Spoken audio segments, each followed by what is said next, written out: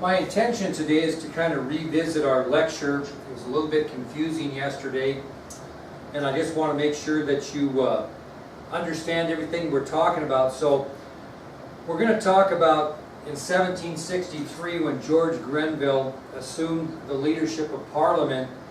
He initiated several measures to put the British Empire on sound footing financially, and he, along with other British leaders, expected the American colonists to help pay the English war debt for two reasons. One, the colonists were loyal subjects of the king, and two, the colonists should help pay for the cost of their own defense against enemies of England. Now, Prime Minister Grenville realized that measures he would take to tax the colonies would meet some strong opposition. He knew that.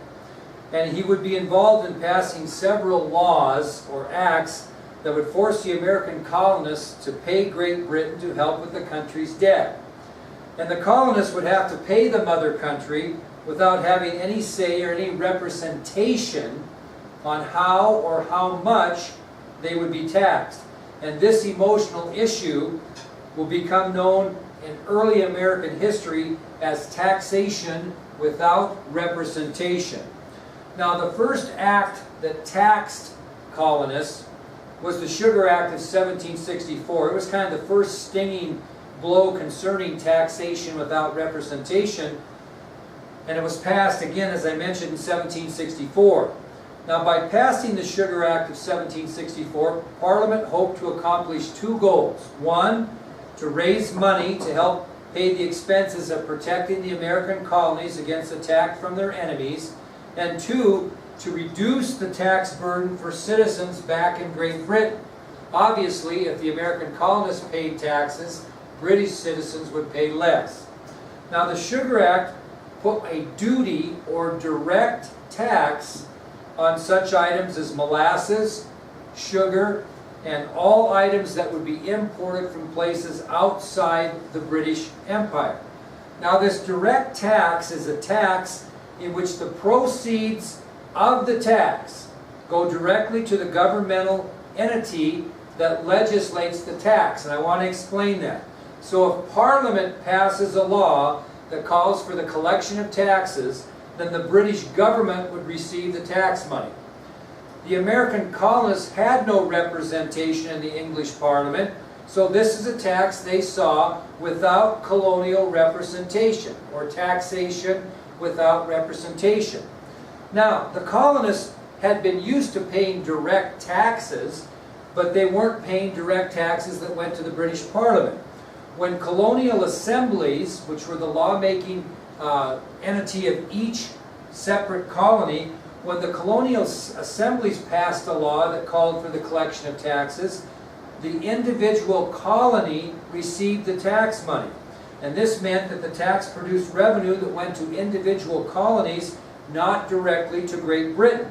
And these direct taxes that were passed by colonial assemblies were accepted by the colonists because they were levied by people that they voted into those positions. And since colonial assemblies were elected by the people, each colonist had a voice in actions taken by the assemblies, and they had no issue paying direct taxes to their own colony.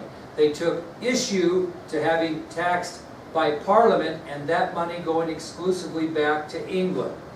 Now, as we mentioned, with the adoption of the Sugar Act, the British government was very concerned about smuggling, which means to import or export goods secretly or illegally. And we talked about this.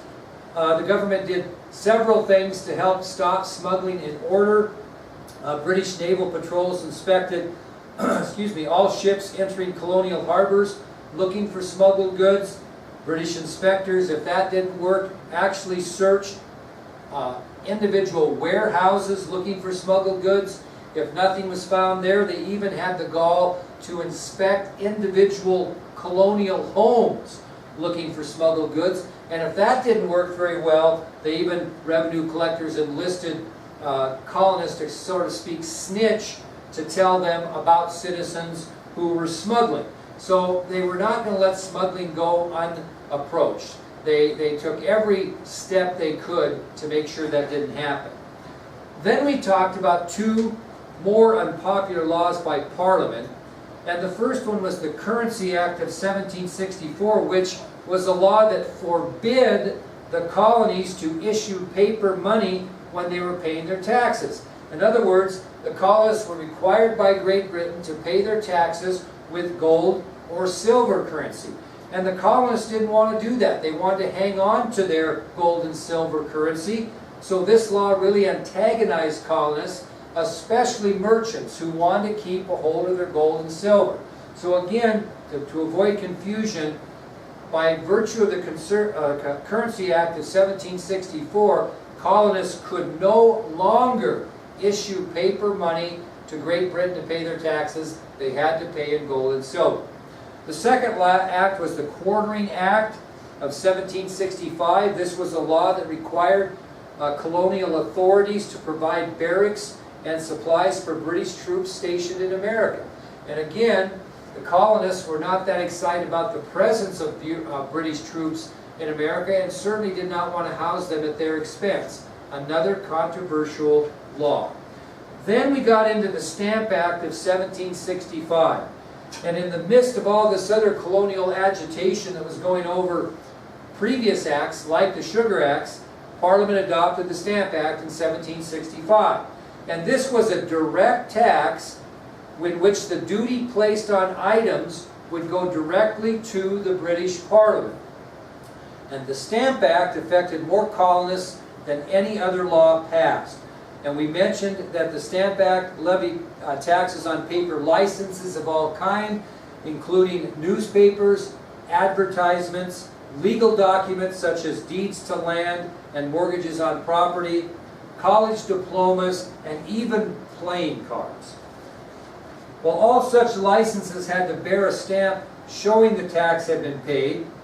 But in fairness to Prime Minister Grenville, he actually did give the colonists a full year to propose a more acceptable form of taxation. He didn't say they wouldn't be taxed, but they would have a say in how they were going to be taxed. Unfortunately, the colonists failed to suggest an alternative, and because the colonists didn't take advantage of this offer Grenville gave them as an alternative to what he had planned with the stamp tax, he was pretty surprised that there was so much opposition and angry opposition to the act.